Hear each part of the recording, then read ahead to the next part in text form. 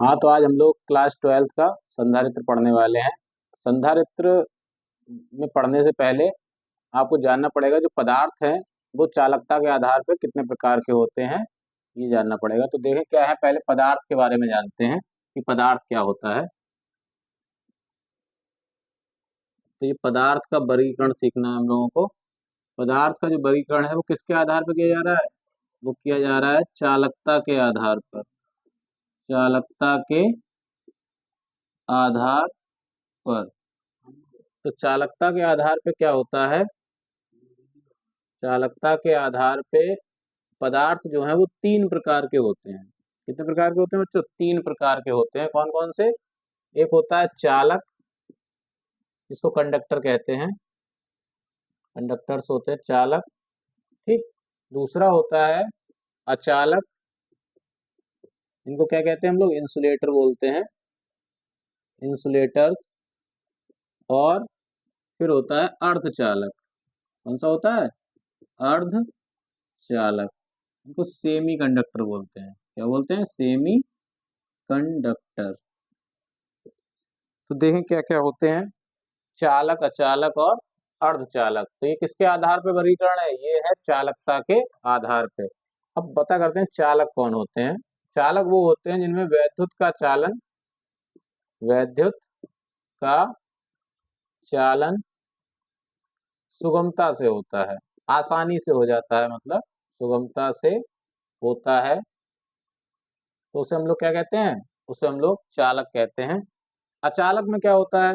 अचालक में वैद्युत का चालन नहीं होता है, वैद्युत का चालन नहीं होता है, ठीक है। तो अचालक कौन है? जिनमें वैद्युत का चालन नहीं होता है। अर्धचालक क्या है? अर्धचालक वो है जिनकी चालकता चालकों से तो कम है, चालकों से कम है, किंतु अचालकों से ज्यादा है, अचालकों से ज्यादा है। वो क्या कहलाते हैं? वो कहलाते हैं अर्धचालक। अब बात आती है कि चालक में ऐसा क्या है जिसकी वजह से क्या हो रहा है, जिसकी वजह से चालक जो है उनके चालक, मतलब उनमें धारा का प्रवाह आसानी से हो रहा है। ऐसा क्या है चालकों में? तो चालकों में क्या पाए जाते हैं? चालकों में मुक्त इलेक्ट्रॉन पाए जाते हैं। क्या पाए जाते हैं? मुक्त इलेक्ट्रॉन पाए जाते हैं चालकों में। इसीलिए चालकों में क्या होता है? इसीलिए चालकों में धारा का प्रवाह सुगमता से होता रहता है। तो हम यहाँ लिख देते हैं मुक्त इलेक्ट्रॉन, मुक्त इलेक्ट्रॉनों के कारण। तो इनकी चालकता किसके कारण है? मुक्त इलेक्ट्रॉन।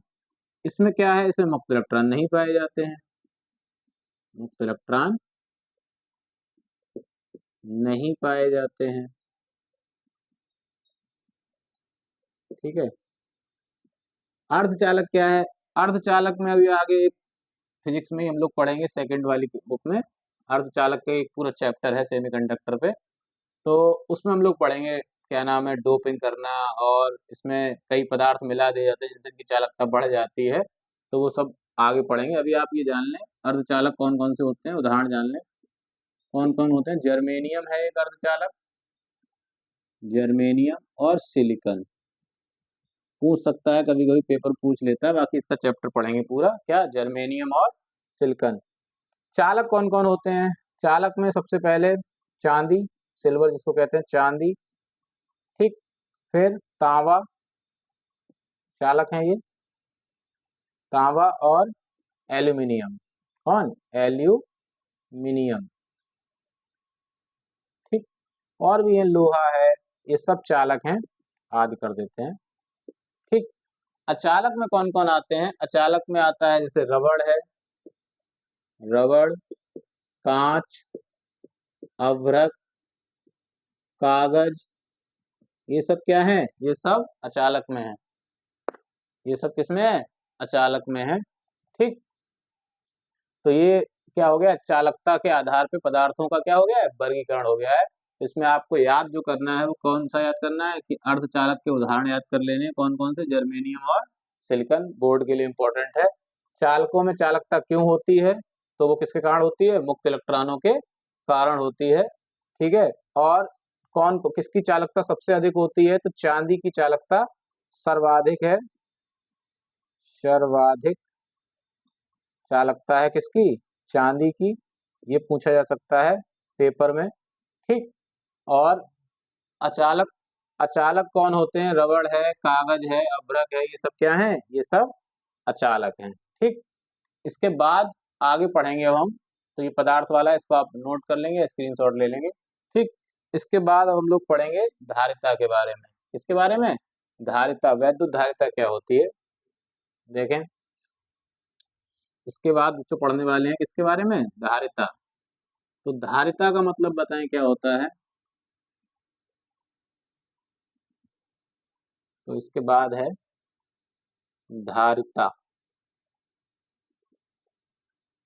धारिता मतलब, धारिता को क्या कह सकते हैं, धारिता का मतलब है कैपेसिटी, क्या, कैपेसिटी। तो धारिता का मतलब होता है धारण करने की क्षमता। तो कोई, जैसे कोई भी बर्तन या कोई भी चीज है, उसकी जितनी भी धारण करने की क्षमता है, वो उसकी क्या कहलाएगी, धारिता कहलाएगी। तो वैद्युत धारिता क्या होती है, तो धारिता को पहले हम लोग लिख सकते हैं धारण करने की क्षमता। धारण करने की क्षमता को क्या कहते हैं बच्चों, धारिता कहते हैं।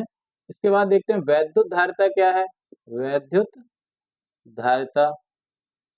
तो वैद्युत धारिता का मतलब क्या है, वैद्युत धारिता का मतलब है किसी चालक के, किसी चालक के आवेश धारण करने की क्षमता, आवेश धारण करने की क्षमता। तो धारिता का सीधा सीधा मतलब क्या था, धारण करने की क्षमता। और वैद्युत धारिता का मतलब क्या हो गया, किसी चालक की वैद्युत आवेश को धारण करने की जो क्षमता होती है, वो उसकी क्या कहलाती है, वैद्युत धारिता कहलाती है, ठीक। तो अब बात करते हैं वैद्युत धारिता का क्या फार्मूला होता है, ध्यान सुने। तो धारिता क्या है, जब किसी चालक को आवेश दिया जाता है तो उसका विभव उसी अनुपात में बढ़ जाता है, क्या, जब किसी चालक को क्या दिया जाता है, आवेश दिया जाता है, तो उसका विभव क्या करता है, उसी अनुपात में बढ़ता है। तो वैद्युत धारिता के लिए हम लोग लिख सकते हैं Q जो है वो समानुपाती है किसके, V के। मतलब आवेश बढ़ाने पर विभव भी क्या हो रहा है, बढ़ रहा है। समानुपाती हटाएंगे तो आपको पता होगा, जब इक्वल लगाते हैं, इक्वल्स टू, तो कोई ना कोई कांस्टेंट लगाना पड़ता है, नियतांक, तो वो हो जाएगा C लगा दिया गया यहाँ, Q बराबर CV। ये मोस्ट इंपॉर्टेंट फार्मूला है, क्योंकि पूरे चैप्टर में काम आने वाला है। जहां C क्या है, जहां C जो है वो चालक की क्या है, धारिता है। C फॉर कैपेसिटी है, तो क्या है, तो ये धारिता है। तो C का फार्मूला यहाँ से क्या बन जाएगा, C बराबर बच्चों बन जाएगा Q अपॉन V। C बराबर क्या बन जाएगा, Q अपॉन V। तो अब C बराबर Q अपॉन V बन गया है, जिससे आप मात्रक बता सकते हैं। Q का मात्रक क्या होता है, Q का मात्रक होता है कूलाम, और V क्या है, V है विभव। तो विभव का मात्रक क्या होता है बच्चों, विभव का होता है वोल्ट। तो विभव का मात्रक क्या है, वोल्ट। तो इसका मात्रक क्या आ गया धारिता का, कूलाम प्रति वोल्ट। इसको दूसरे शब्दों में हम लोग कह सकते हैं फैरड। अगर एक ही शब्द में कहें तो धारिता का मात्रक क्या होता है, फैरड होता है। अब हम लोग क्या करेंगे, अब हम धारिता की विमा निकाल के देखेंगे। क्या निकाल के देखेंगे, धारिता की विमा क्या आने वाली है, वैद्युत धारिता की, वैद्युत धारिता की विमा। ये इंपॉर्टेंट है पेपर के लिए, धारिता की विमा। कैसे निकालेंगे धारिता की विमा, देखो क्या है मात्रक, मात्रक है कूलाम, मात्रकों से विमा निकाली जाती है, कूलाम प्रति वोल्ट। तो कूलाम को तो कूलाम रहने दें, इसकी विमा हमें पता है, लगा लेंगे बाद में। वोल्ट को बदल लेते हैं, वोल्ट का आपको पता होगा विभव, इससे पहले चैप्टर में पढ़ चुके हैं, विभव बराबर क्या होता है, V बराबर W बटे Q। देखना कराना जरूरी है, V बराबर W बटे Q। तो वोल्टेज को V बराबर W बटे Q कहते हैं। तो W का मात्रक क्या होता है, जूल, और इसका क्या होता है, कूलाम। ये कूलाम जब भिन्न के बटे भिन्न है तो भिन्न पलट जाएगी, कूलाम ऊपर चला जाएगा, तो क्या हो जाएगा, कूलाम का स्क्वायर बटे जूल। अब हम कूलाम की विमा लगा दें तो क्या निकल के आएगी कूलाम की विमा, कूलाम की विमा होती है AT। क्या होती है बच्चों कूलाम की विमा, AT। कैसे पता चला, Q बराबर जो फार्मूला पढ़ाया जाता है IT, हाई स्कूल में पढ़ाया था, Q बराबर आईटी सूत्र पढ़ाया जाता है, उससे आई फॉर एम्पियर हो जाएगी विमा, और टी क्या है समय, तो एटी हो जाएगी, और यहाँ कूलाम का स्क्वायर हो रहा है तो वर्ग लग जाएगा। जूल की विमा क्या होती है? जूल की विमा होती है एम एल की 2 टी की -2। बल की विमा में एक एल और एक्स्ट्रा होता है, क्यों? कार्य क्या होता है? बल गुणा विस्थापन, विस्थापन एल होता है ना, तो कार्य बल की आपको सबको याद होगी, कॉमन विमा एम एल टी की -2 बहुत इंपॉर्टेंट है बल की, तो उसमें एक एल और एक्स्ट्रा हो जाएगा, तो एम एल की 2 टी की -2। इसको सॉल्व कर लेते हैं तो क्या आ जाएगा, देखें इसको सॉल्व करने के बाद यहाँ पे हो जाएगा ए की 2 टी की 2 बटे एम एल की 2 टी की -2। इसको और सॉल्व करें, एम को ऊपर ले चलते हैं, तो एम की 1 है ऊपर जाएगी तो -1 हो जाएगी, एल की 2 है ऊपर जाएगी तो -2 हो जाएगी, टी की -2 है ऊपर जाने पे प्लस की होगी, और 2 पहले से, तो 2 और 2 घात कितनी हो जाएगी? 4। समान आधार पे घातें क्या हो जाती हैं? जुड़ जाती हैं। फिर ए की कितनी है? 2 पहले से, तो विमा क्या आ गई बच्चों? एम की -1, एल की -2, टी की 4 और ए की 2। ठीक, तो ये किसकी विमा आ गई? ये धारिता की विमा आ गई है। ठीक है, तो आप इसको नोट करते जाएंगे। क्या? तो हम लोगों ने क्या देखा कि धारिता क्या होती है? धारण करने की क्षमता। बिल्कुल आराम आराम से आप समझते चलें एक एक साथ साथ में। ठीक है, फिर वैद्युत धारिता हुआ। वैद्युत धारिता क्या है? किसी चालक के आवेश धारण करने की जो क्षमता होती है उसे हम वैद्युत धारिता कहते हैं। फिर हमने कहा कि अगर किसी चालक को Q आवेश दिया जाए तो उसका विभव भी उसी अनुपात में क्या होता रहता है? बढ़ता रहता है। तो इसीलिए हम कह सकते हैं कि Q जो है वो प्रोपोर्शनल टू होगा किसके? वोल्टेज के। तो Q समानुपाती V, समानुपाती हटाएंगे तो C नियतांक लगा दे, Q बराबर CV, जहां C क्या है? जहां C बच्चों धारिता है। C बराबर, यहाँ से फार्मूला बनाया तो C बराबर Q/V। Q का मात्रक कूलाम, V का मात्रक वोल्ट। कूलाम प्रति वोल्ट को आप क्या कह सकते हैं? फैराड भी बोल सकते हैं। फिर हमने सोचा क्या कि धारिता की विमा निकाल के देखते हैं, तो हमने इसी मात्रक से विमा निकाली, कूलाम प्रति वोल्ट। वोल्ट को क्या कह दिया? जूल प्रति कूलाम। कूलाम ऊपर चले गए, बटे नीचे थे तो ऊपर, तो कूलाम स्क्वायर अपॉन जूल। अब कूलाम की विमा 80 जूल की होती है, एमएल की 2 टी की -2। उससे क्या किया? इसको सॉल्व करके इसकी विमा निकाल ली है, तो इसको नोट कर लेंगे आप या स्क्रीनशॉट ले लेंगे। ठीक है, अगला देखते हैं। अब जो इस चैप्टर का फर्स्ट निगमन है वो देखने वाले हैं, इसे हटा देते हैं।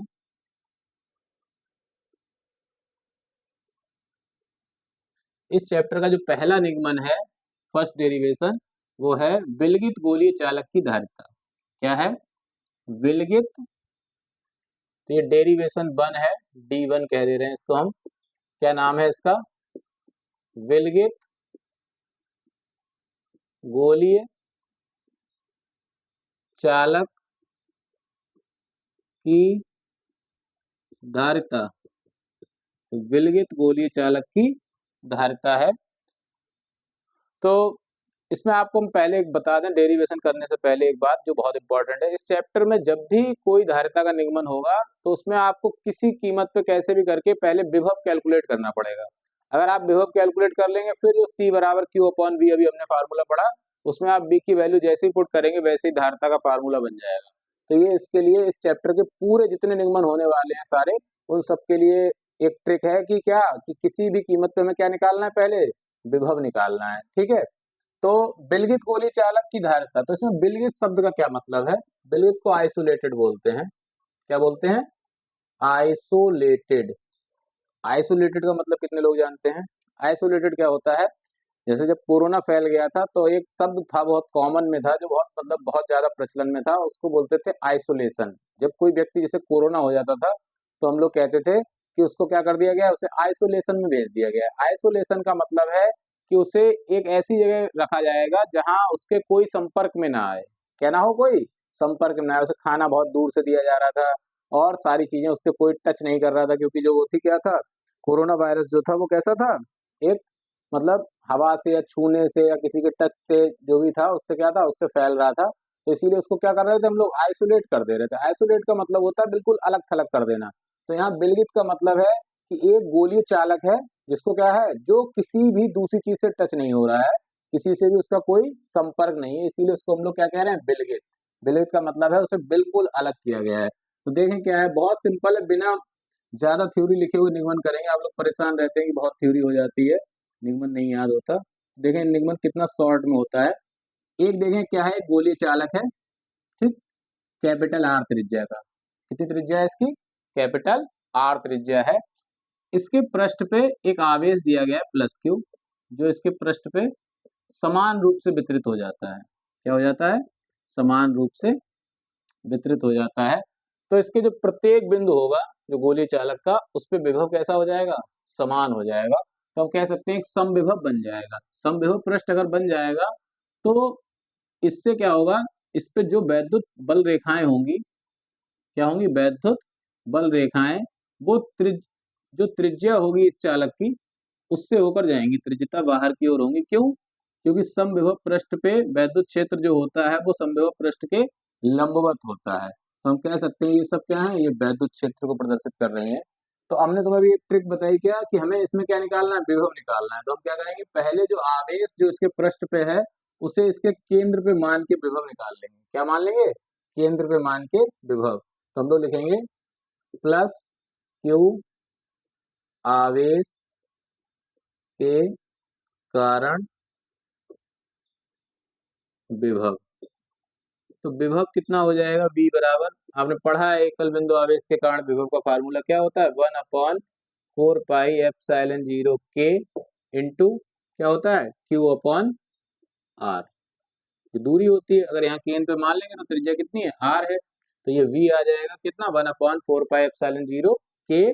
K क्या है? माध्यम है। इस माध्यम का परावैद्युतांक मान रखा है हम लोग कितना? K मान लिया है। ये क्या है? परावैद्युतांक। परावैद्युतांक।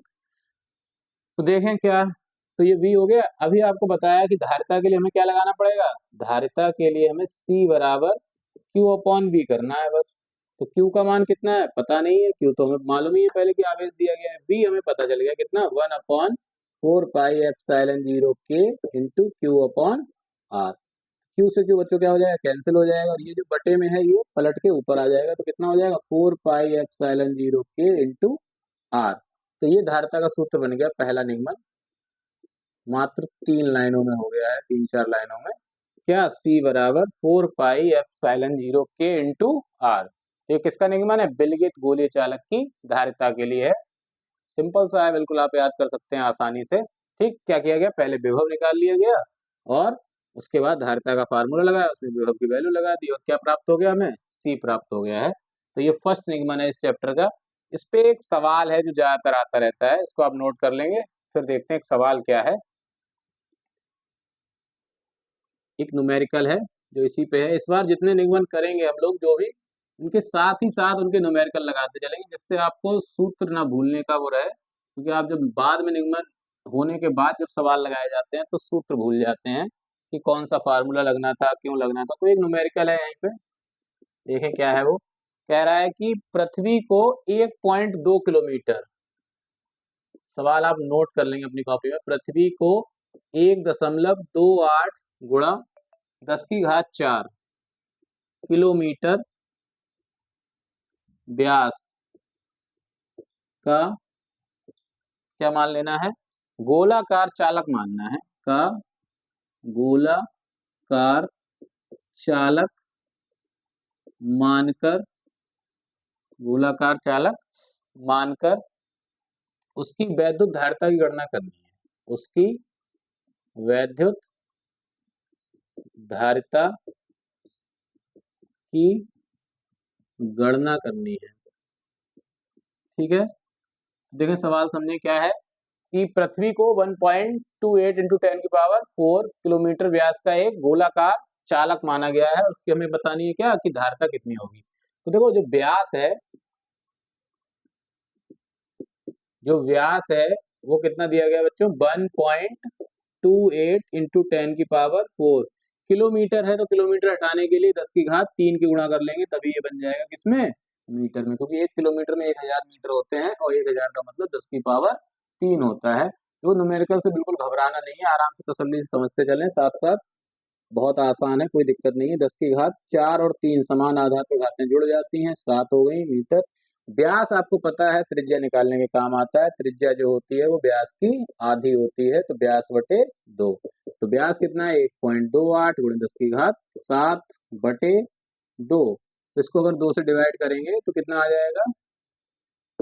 12 2 चौक 8, 0.64 गुणे 10⁻7 मीटर आ जाएगा। ये क्या आ गई है? त्रिज्या आ गई बच्चों। अब धारिता लगानी है हमें किसके लिए, विलगित गोलीय चालक की। एक बात आदत में डाल लें आप, जब जब फार्मूला लगाएंगे तब तब आप उसका नाम लिखेंगे जिससे आपको फार्मूला याद रहे। क्या, विलगित गोलीय चालक की धारिता, ऐसे करके नाम लिखेंगे, उससे आपको बार बार सूत्र रटना नहीं पड़ेगा, याद हो जाएगा अपने आप, विलगित गोलीय चालक की धारिता। तो अभी सूत्र हम लोगों ने निकाला था, क्या था, C बराबर 4πε0, K लगा हुआ था माध्यम वायु है, होगा यहाँ इंटू R। तो 4πε0 की वैल्यू क्या होती है, हम लोगों को पता है 1/4πε0 की वैल्यू 9 × 10⁻⁹ होती है। तो अगर ये ऊपर है तो ये इसकी जो मान होगा वो बटे में लगेगा, 1/9 × 10⁻⁹ ठीक, इंटू R का मान हम लोगों ने निकाल लिया कितना, 0.64 × 10⁻⁷। तो देखें आगे क्या करना है, हाँ, तो देखें आगे क्या करना है, 0.64 संख्या एक तरफ कर लेंगे, घातें अलग कर लेंगे। तो संख्या है 9, घातें देखें कौन कौन सी हैं, 10 की घात 7 है घात में, और 9 है, ये 9 ऊपर चले जाएंगे तो किसके हो जाएंगे, माइनस के हो जाएंगे।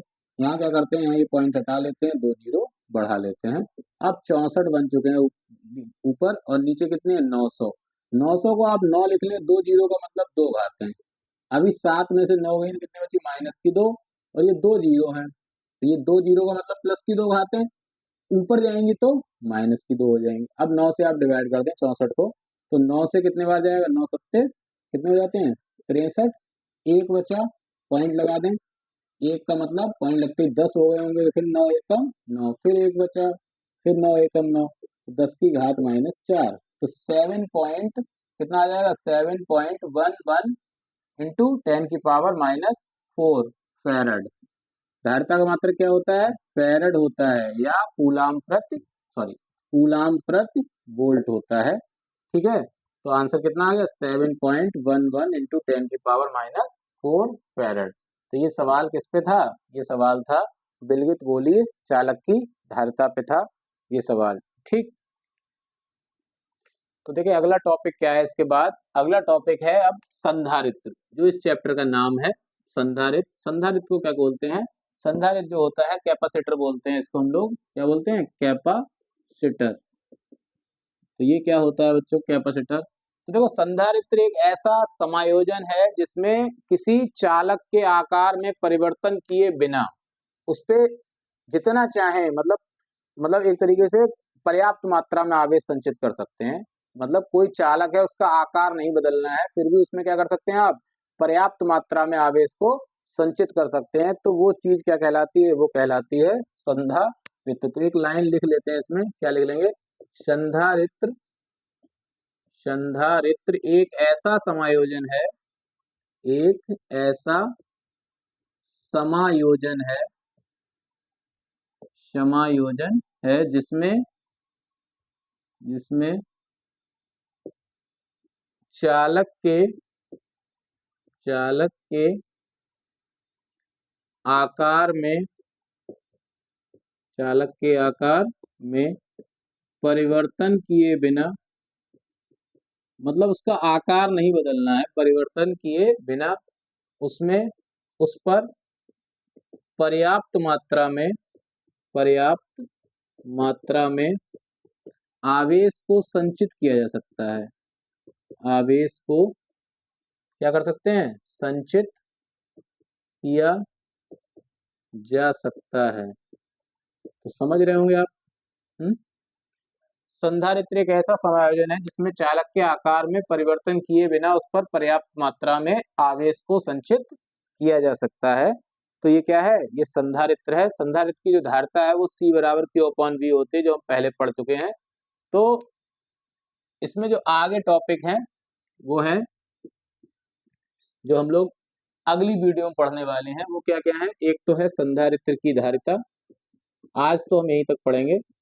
अगला टॉपिक जो चलेंगे, अगली वीडियो जो कल आएगी उसमें है संधारित्र की धारिता। ठीक, और समांतर प्लेट संधारित्र, ये बोर्ड में आने वाला है इस साल। समांतर प्लेट संधारित्र प्लस इसी टॉपिक के हम लोग न्यूमेरिकल देखेंगे कल। समांतर प्लेट संधारित्र का निगमन देखेंगे पहले, और उसके बाद क्या देखेंगे, न्यूमेरिकल देखेंगे। आप आज यहाँ तक जहाँ तक पढ़ा दिया है उसको पढ़ेंगे और दोबारा रिवाइज करेंगे। ठीक है, गुड नाइट।